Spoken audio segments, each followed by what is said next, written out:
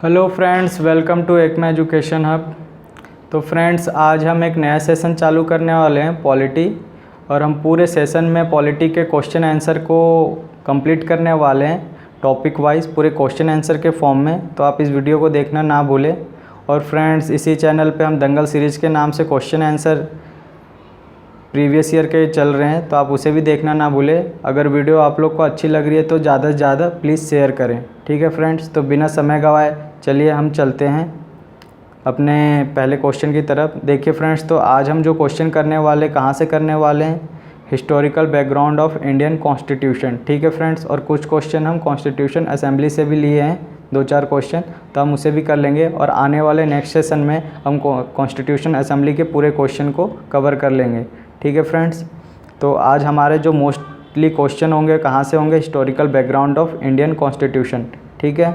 तो देखिए, जो हमारा पहला क्वेश्चन है फ्रेंड्स, भारत में संवैधानिक विकास का प्रारंभ कहाँ से माना जाता है। तो देखिए उसका आंसर क्या हो जाएगा फ्रेंड्स, रेगुलेटिंग एक्ट 1773, ठीक है। भारत में संवैधानिक विकास का प्रारंभ कहाँ से माना जाता है, तो रेगुलेटिंग एक्ट 1773, ठीक है फ्रेंड्स। देखिए आप जानते हैं फ्रेंड्स, 1757 एंड 1764 प्लासी का युद्ध और बक्सर के युद्ध के बाद जो हमारे ब्रिटिश ईस्ट इंडिया कंपनी के थे, उन्होंने क्या किया था, भारत में पूरी तरीके से शासन करना स्टार्ट कर दिया था। और उसी शासन को नियमबद्ध बनाने के लिए उन्होंने एक अलग अलग एक्ट पारित किए। उसी एक्ट में से एक है हमारा रेगुलेटिंग एक्ट, और हमारा भारत में संवैधानिक विकास का प्रारंभ यहीं से माना जाता है, ठीक है फ्रेंड्स। तो आप इसे बिल्कुल याद रखिएगा, भारत में संवैधानिक विकास का प्रारंभ कहाँ से माना जाता है, तो आंसर क्या हो जाएगा, रेगुलेटिंग एक्ट 1773, ठीक है फ्रेंड्स। चलिए नेक्स्ट चलते हैं। देखिए नेक्स्ट क्वेश्चन जो हमारा, भारतीय संविधान का सभा का गठन किया गया था, तो कब किया गया था फ्रेंड्स, कैबिनेट मिशन योजना 1946 के अंतर्गत। भारतीय संविधान सभा का गठन कब किया गया था फ्रेंड्स, कैबिनेट मिशन योजना 1946 के अंतर्गत। देखिए हुआ क्या था फ्रेंड्स, जो प्राइम मिनिस्टर थे ब्रिटिश के एटली, जो लेबर पार्टी के थे 1946 के आसपास, क्योंकि 39 to 44 आपका सेकेंड वर्ल्ड वार हुआ था, उसी टाइम जो पीएम थे ब्रिटेन के, वो कौन थे, एटली लेबर पार्टी के। उन्होंने एक मिशन भेजा था जिस मिशन का नाम था कैबिनेट मिशन, ठीक है। और इसी मिशन के अंतर्गत में हमारा भारतीय संविधान सभा का गठन किया गया था। तो ये भी क्वेश्चन बनता है फ्रेंड्स, तो भारतीय संविधान सभा के गठन के लिए जो मिशन भेजी गई थी कैबिनेट मिशन, उसके जो सदस्य थे उनके सदस्य कौन कौन हैं, तो आपको इसके लिए मैं एक ट्रिक बता देता हूँ फ्रेंड्स। उसका ट्रिक है ALS, ठीक है। अलेक्जेंडर, L4 है Pethick Lawrence, and ALS, S4 है स्टेफन क्रिप्स, ठीक है। तो ये भी आप याद रखेंगे, ठीक है। चलिए नेक्स्ट चलते हैं। देखिए नेक्स्ट है हमारा, एक निर्वाचित संविधान सभा द्वारा भारत के संविधान का निर्माण करने का प्रस्ताव किया गया था। तो इसका आंसर भी कहाँ हो गया था फ्रेंड्स, अभी मैंने बताया, जो ब्रिटिश में कैबिनेट मिशन आया था उसी के अंतर्गत सारी चीज़ें हुई थी। तो इसका आंसर क्या हो जाएगा, ब्रिटिश कैबिनेट डेलीगेशन द्वारा, ठीक है। चलिए नेक्स्ट है हमारा, निम्नलिखित में से किस अधिनियम में कलकत्ता में सर्वोच्च न्यायालय की स्थापना का प्रावधान किया गया था। देखिए फ्रेंड्स, 1773 जो रेगुलेटिंग एक्ट आया था उसी में ये अनाउंसमेंट हुई थी कि कलकत्ता में सर्वोच्च न्यायालय की स्थापना की जाएगी, जो 1784 में कंप्लीट हुआ था। तो इसका आंसर क्या हो जाएगा, रेगुलेटिंग एक्ट 1773, ठीक है फ्रेंड्स। आई होप ये आपको याद हो गया होगा 1773 में। चलिए नेक्स्ट चलते हैं। देखिए नेक्स्ट है, केंद्र में द्वैध शासन का किस अधिनियम के अंतर्गत स्थापित किया गया था। देखिए फ्रेंड्स, भारत सरकार अधिनियम 1935, ये मोस्ट इम्पॉर्टेंट अधिनियम है फ्रेंड्स। इसके टाइम में काफ़ी इम्पॉर्टेंट एक्शन लिए गए हैं। जैसे हमारा 1935 में क्या हुआ था फ्रेंड्स, भारत को संघ बनाना था। तो संघ बनाने के लिए भारत में अलग राज्य को इन्वॉल्व नहीं करना था, और ब्रिटिश का जो शासन था उस टाइम में हमारा बर्मा के ऊपर भी था। तो इसी टाइम में 1935 में ही भारत को संघ बनाने के लिए हमने बर्मा को अलग कर दिया गया था। तो ये भी क्वेश्चन बनता है कि बर्मा भारत से कब अलग हुआ, कौन से अधिनियम के अंतर्गत अलग हुआ, तो वो भी उसका भी आंसर क्या हो जाता है, भारत सरकार अधिनियम 1935। तो आप इसे याद रखेंगे फ्रेंड्स। और इसी में केंद्र में द्वैध शासन, जो कि ड्यूल गवर्नमेंट हम बोलते हैं, उसे स्थापित किया गया था। तो इसका आंसर क्या हो जाएगा फ्रेंड्स, केंद्र में द्वैध शासन किस अधिनियम के अंतर्गत स्थापित किया गया था। तो इसका आंसर हो जाएगा फ्रेंड्स, भारत सरकार अधिनियम 1935। आई होप याद हो गया होगा। चलिए चलते हैं। देखिए किस अधिनियम में भारतवासियों को अपने देश में प्रशासन के कुछ हिस्सा लेना संभव हुआ। तो ये इसका आंसर हो जाएगा फ्रेंड्स, चार्टर एक्ट 1833, ठीक है फ्रेंड्स। किस अधिनियम ने भारतवासियों को अपने देश में प्रशासन में कुछ हिस्सा लेना संभव बनाया? तो इसका आंसर हो जाएगा चार्टर एक्ट 1833। ठीक है फ्रेंड्स, चलिए नेक्स्ट चलते हैं। देखिए अब है केंद्र में कौन सा एक्ट द्विसदनी विधायिका लाया? ठीक है फ्रेंड्स, तो इसका आंसर हो जाएगा 1919 एक्ट। ठीक है, 1919 एक्ट में हमारा क्या हुआ था, द्विसदनी विधायिका लेके आया गया फ्रेंड्स। ठीक है, उस टाइम क्या हो रहा था फ्रेंड्स, जो प्रांत थे, जो भी प्रांत में ब्रिटिश गवर्नमेंट का शासन चल रहा था उस टाइम उनमें ड्यूल गवर्नमेंट लेके आया। मतलब उस प्रांत में हमारी जो केंद्र पे बैठी है वो भी रूल बना सकती है और जो वहाँ के जो प्रांत के जो गवर्नमेंट है वो भी रूल बना सकते हैं। तो इस टाइप के जो शासन होते हैं हम उसे ड्यूल गवर्नमेंट बोलते हैं। तो ये कौन से एक्ट में आया था, 1919 एक्ट में आया था। ठीक है फ्रेंड्स, तो ये भी याद हो गया होगा। चलिए नेक्स्ट चलते हैं। देखिए राष्ट्रपति का अध्यादेश जारी करने की शक्ति प्रेरित है, तो इसका आंसर भी क्या हो जाएगा फ्रेंड्स, भारत सरकार अधिनियम 1935। ठीक है, 1935 मैंने जैसा भी बताया फ्रेंड्स मोस्ट इम्पॉर्टेंट है 1935।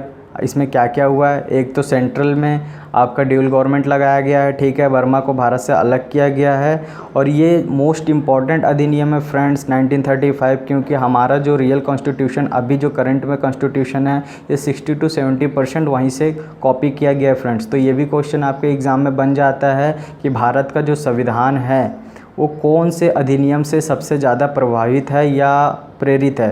ठीक है फ्रेंड्स, तो उसका आंसर भी क्या हो जाएगा, भारत सरकार अधिनियम 1935। ठीक है, तो इसका आंसर भी क्या हो जाएगा फ्रेंड, भारत सरकार अधिनियम 1935। तो जो अध्यादेश जारी करते हैं फ्रेंड्स जो हमारे राष्ट्रपति, जो कि अभी करंट में जो उसका आर्टिकल नंबर है 123 123 आर्टिकल नंबर, उसके तहत जो ऑर्डिनेंस पास किया जाता है उसे भारत सरकार अधिनियम 1935 से ही लिया गया है। ठीक है, तो चलिए नेक्स्ट चलते हैं। देखिए अब एक नवा क्वेश्चन आपके पास, एक संघीय व्यवस्था और केंद्र में द्वैध शासन भारत में लागू किया गया। मैंने अभी बताया था फ्रेंड्स 1935 मोस्ट इम्पॉर्टेंट है। इसमें क्या क्या हुआ है, बर्मा अलग हुआ है, केंद्र में क्या किया गया है आपका 1935 केंद्र में आपका ड्यूल गवर्नमेंट लगाया गया था। ठीक है, और 1919 में ड्यूल गवर्नमेंट विधायिका लेके आया गया था। तो दोनों में डिफरेंस आपको पता रखना फ्रेंड। जब भी आपकी विधायिका लेने की बात होगी तो 1919 हो जाएगा और केंद्र की बात होगी तो आपका कहाँ पे हो जाएगा 1935। तो ये दोनों में डिफरेंसेस आप ध्यान दीजिएंगे। चलिए नेक्स्ट चलते हैं। देखिए नेक्स्ट है निम्नलिखित अधिनियम में से किस अधिनियम के फलस्वरूप बर्मा भारत से अलग हुआ? तो मैंने कई बार बता दिया फ्रेंड्स अभी इस वीडियो में ही। तो इसका आंसर भी क्या हो जाएगा, गवर्नमेंट ऑफ इंडिया एक्ट 1935।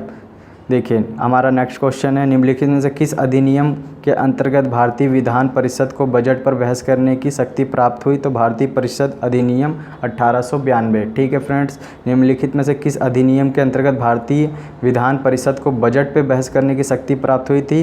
तो भारतीय परिषद अधिनियम 1992। ठीक है, 1892। चलिए नेक्स्ट चलते हैं।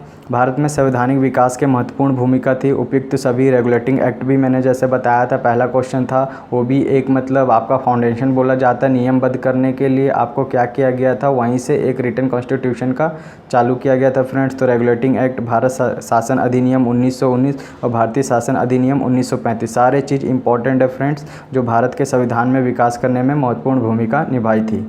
ठीक है, चलिए नेक्स्ट चलते हैं।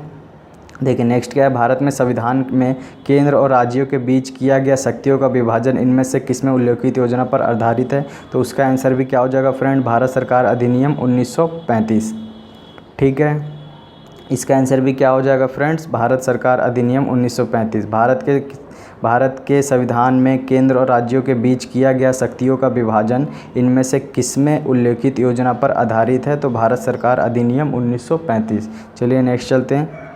देखिए नेक्स्ट क्वेश्चन है हमारा, किस अधिनियम के द्वारा ब्रिटिश संसद ने चाय और चीन के साथ व्यापार को छोड़कर ईस्ट इंडिया कंपनी के भारत के साथ व्यापारिक एकाधिकार को समाप्त कर दिया गया? तो उसका आंसर हो जाएगा फ्रेंड्स 1813 का चार्टर एक्ट अधिनियम। ठीक है, किस अधिनियम के द्वारा ब्रिटिश संसद ने चाय और चीन के साथ व्यापार को छोड़कर ईस्ट इंडिया कंपनी के भारत के साथ व्यापारिक एकाधिकार को समाप्त कर दिया? तो इसका 1813। देखिए फ्रेंड, जब ईस्ट इंडिया कंपनी जब भारत में आई थी व्यापार करने के लिए, तब जो वहाँ की जो महारानी थी एलिजाबेथ I, उन्होंने क्या किया था, एक मोनोपोली चलाई थी और कंपनी को एकाधिकार, आजीवन एकाधिकार दे दिया था फ्रेंड्स। ठीक है, तो 1603 से लेके 1803 तक ये सारी चीज़ें चल रही थी। लेकिन जब वहाँ पे एक जो पीएम बने वहाँ ब्रिटिश के जेम्स वन, उन्होंने इस मोनोपोली को ख़त्म कर दिया था और उनका जो कंपनी का जो था वो चाइना और चाय चीन ये सब के साथ में क्या था, व्यापार बना हुआ था और बाकी सारे चीज़ों को व्यापारिक एकाधिकार को समाप्त कर दिया गया था। तो ये फ्रेंड्स मोस्ट इम्पॉर्टेंट है, आपको इसको भी याद रखना, 1813 का चार्टर अधिनियम। ठीक है, चलिए नेक्स्ट चलते हैं। देखिए नेक्स्ट है 1935 के अधिनियम द्वारा स्थापित संघ में अवशेष शक्तियाँ किसको दी गई थी, तो इसका आंसर हो जाएगा गवर्नर जनरल को। 1935 के अधिनियम द्वारा स्थापित संघ में अवशेष शक्तियाँ किसको दी गई थी, तो गवर्नर जनरल को। ठीक है, नेक्स्ट भारत की संविधान सभा की अंतिम बैठक की सही तिथि, देखिए फ्रेंड्स 24 जनवरी 1950। ठीक है फ्रेंड्स, 24 जनवरी 1950 भारत की संविधान सभा की अंतिम बैठक की सही तिथि क्या थी, 24 जनवरी 1950। देखिए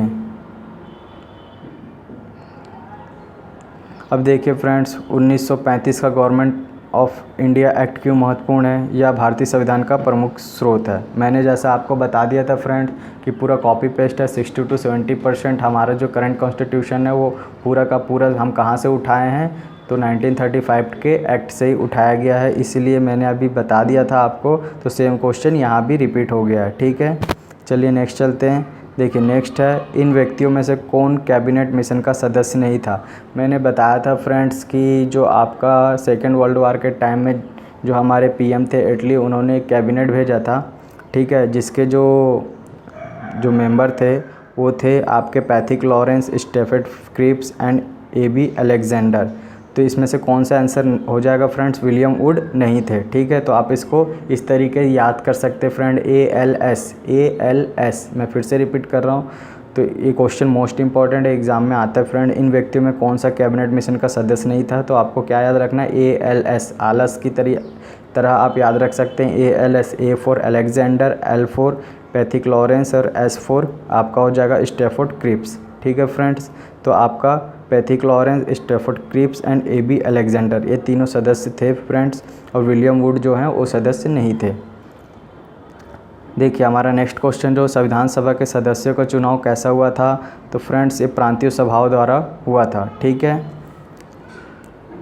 निम्नलिखित में कौन अगस्त 1946 में गठित प्रथम अंतरिम मंत्रिपरिषद का सदस्य नहीं था, तो देखिए श्री C गोपालचारी थे, राजेंद्र प्रसाद थे, जगजीवन राम भी थे, डॉक्टर S राधा कृष्णन नहीं थे। ठीक है फ्रेंड,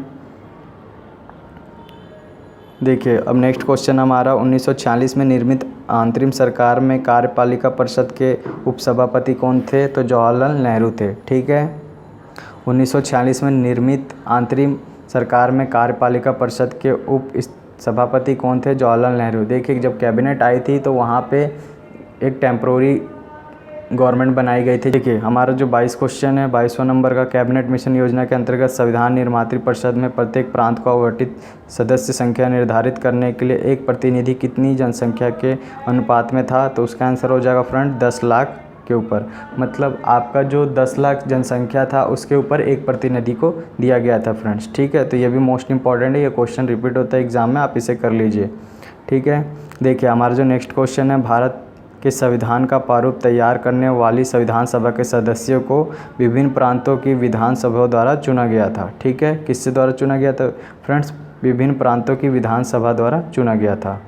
ठीक, देखिए जो हमारा नेक्स्ट क्वेश्चन है, भारत के लिए संविधान की रचना हेतु संविधान सभा का विचार निम्नलिखित में से सर्वप्रथम किसने प्रस्तुत किया था, तो स्वराज पार्टी 1934 में। यहाँ पे फ्रेंड्स 1934 गलत है, इसका आंसर हो जाएगा 1924। ठीक है, 1924। ठीक है, स्वराज पार्टी ने पहला बार इसे इंट्रोड्यूस किया था, तो आप इसे याद रखें। भारत के लिए संविधान की रचना हेतु संविधान सभा का विचार निम्नलिखित में से सर्वप्रथम किसने प्रस्तुत किया था, तो स्वराज पार्टी ने 1924 में। तो आप इसे ध्यान दीजिएगा फ्रेंड्स, 1934 नहीं है, 1924 है।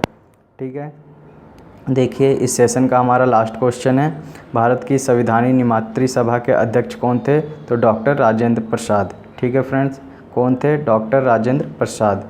तो फ्रेंड्स हम 25-25 क्वेश्चन करके हम पूरे संविधान को कंप्लीट कर लेंगे। ये थे historical background of Indian constitution के ऊपर, और कुछ क्वेश्चन हम कहाँ से ले लिए हैं? कॉन्स्टिट्यूशन असेंबली से ले लिए फ्रेंड्स। हम धीरे धीरे पूरे टॉपिक्स को ऐसी क्वेश्चन आंसर के फॉर्म में कवर कर लेंगे, क्योंकि फ्रेंड्स अब टाइम नहीं है पूरा का पूरा कॉन्स्टिट्यूशन पढ़ने का, तो हमें एज अ रिवीजन करना है। तो रिवीजन करने का बेस्ट ऑप्शन होता है फ्रेंड्स, आप क्वेश्चन आंसर लगाइए और वहाँ से आप अपनी प्रैक्टिस को जज कीजिए। तो सबसे बेस्ट ऑप्शन है ये। तो आई होप ये सेशन आपको पसंद आया होगा। अगर ये वीडियो आपको पसंद आ रहा है तो फ्रेंड्स प्लीज़ ज़्यादा से ज़्यादा इस वीडियो को शेयर करें। ठीक है, थैंक यू फ्रेंड्स।